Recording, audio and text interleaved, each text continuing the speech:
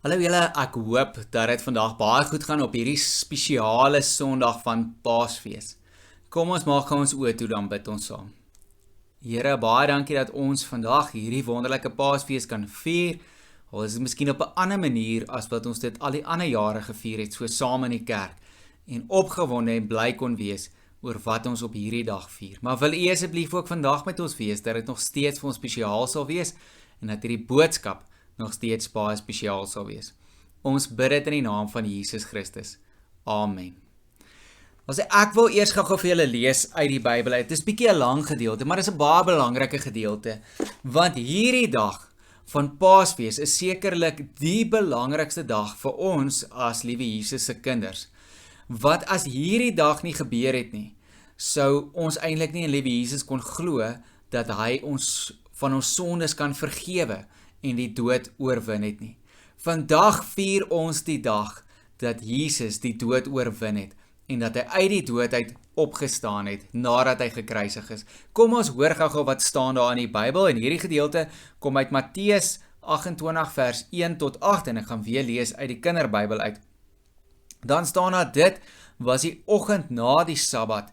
Dit was nog donker toe die vroue na die graf toe gegaan het. Maria Magdalena en al die ander het vir hierdie oomblik gewag, want hulle wou graag weer teruggaan om vir Jesus se liggaam verder te gaan versorg.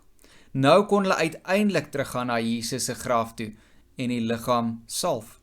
Een van die vroue het vir Maria Magdalena gevra: maar hoe gaan ons ooit die swaar klip voor die graf wegrol en beweeg? Want onthou julle nou weer, hulle het die graf toegemaak en dit geseël en die wagte was daar besig om dit op te pas. Ek weet nie, het Maria gesig, ons sal 'n plan moet maak, ons sal maar net dit moet doen. Net toe die son opkom, het die vroue aan die kant van die tuin ingekom. Hulle het potte vol parfuum en kosbare speserye gehad. Die son het al hoe hoër geklim en die vroue het nader aan die graf gekom. Skielik het daar die grond geskit. Dit was 'n swaar aardbewing gewees. Die vroue en die soldate van Pilatus wat die graf bewaak het, is teen die grond gegooi. Hulle het omgeval. 'n Engel van die Here het van die hemel afgekom en die vroue was te bang gewees om te beweeg. Moenie bang wees nie, het die engel vir die vroue gesê. Daar is niks om voor bang te wees nie. Ek weet dat julle na Jesus soek. Hy is nie meer hier nie. Hy het opgestaan soos hy gesê het en soos hy gesê het hy sou. Kom in, julle sal sien waar sy liggaam eers gelê het.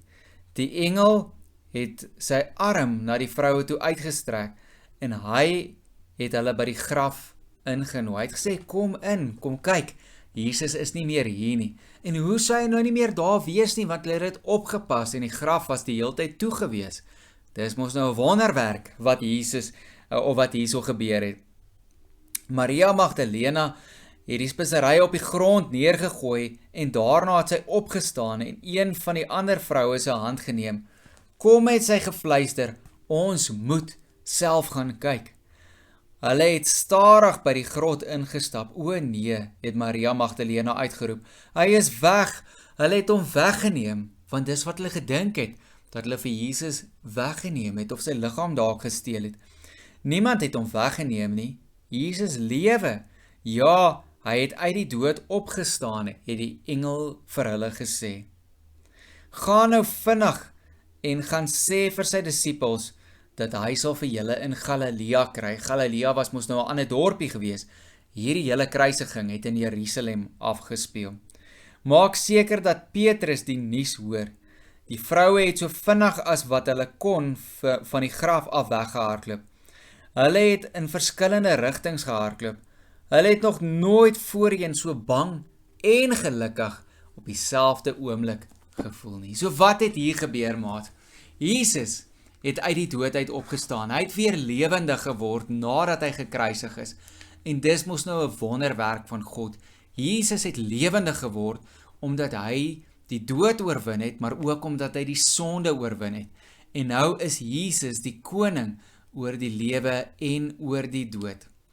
En daarom is ons Jesus se kinders, is ons in hom glo, kan hy ons sondes wegvat. Nou op ons kerk se webwerf, dit is nghospitaalpark.wordpress.com.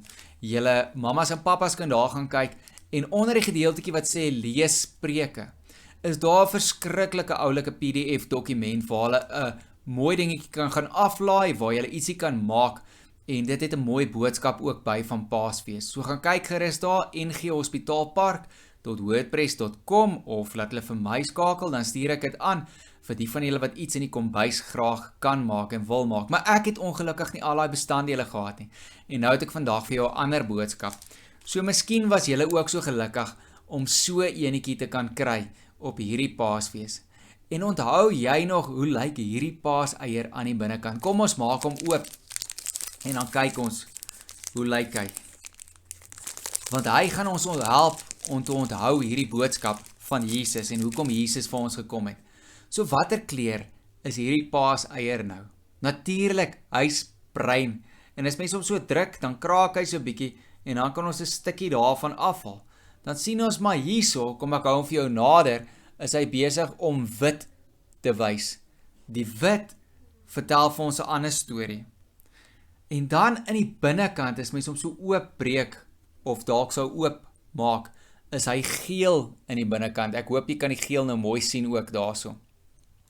So as ons hierdie eier vat, kan ons aan 'n mooi boodskap dink. Ons kan dink die brein aan die buitekant is soos al die sonde wat ons doen, al die verkeerde dinge wat ons doen.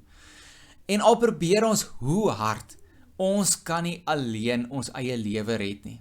En dis hoekom Jesus gekom het om vir ons aan die kruis te sterf, sodat hy ons sonde kan wegneem as ons glo dat Jesus dit kan doen, as ons glo hy is ons verlosser, as ons in Jesus glo. En dan, as Jesus hierdie brein weggeneem het, is dit soos die mooi wit wat in die binnekant is, of net onder die brein. Nou kry ek dit nie mooi af nie, maar soos hierdie mooi wit wat daar so is. Dan het hy ons sonde van ons af weggeneem. Aan die binnekant is die geel. En die geel laat ons dink aan goud. En goud laat ons dink aan 'n kroon wat 'n koning op sy kop het.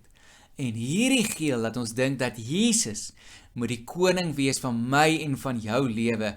En daarom moet ons vir Jesus sê, Jesus, U kan ons koning wees. So onthou, die bruin is ons sonde, die wit is dat Jesus vir ons gesterf het aan die kruis, sodat ons sonde weggewas kan word, as ons aan hom glo en bid dat hy ons sonde moet vergewe. En die gele in die binnekant herinner ons aan 'n kroon van 'n koning en dat Jesus ons koning is. Daar sê, julle moet dit onthou en 'n baie mooi Sondag hê. Ek hoop Paasfees het vir jou sommer baie beteken ook, die hele verhaal van Paasfees. En onthou dit, want dit is baie belangrik vir ons. Kom ons bid saam. Liewe Jesus, dankie vir dit wat U vir ons gedoen het, dat U vir ons aan die kruis gesterf het, maar dit dan nie sommer verby was met U lewe nie.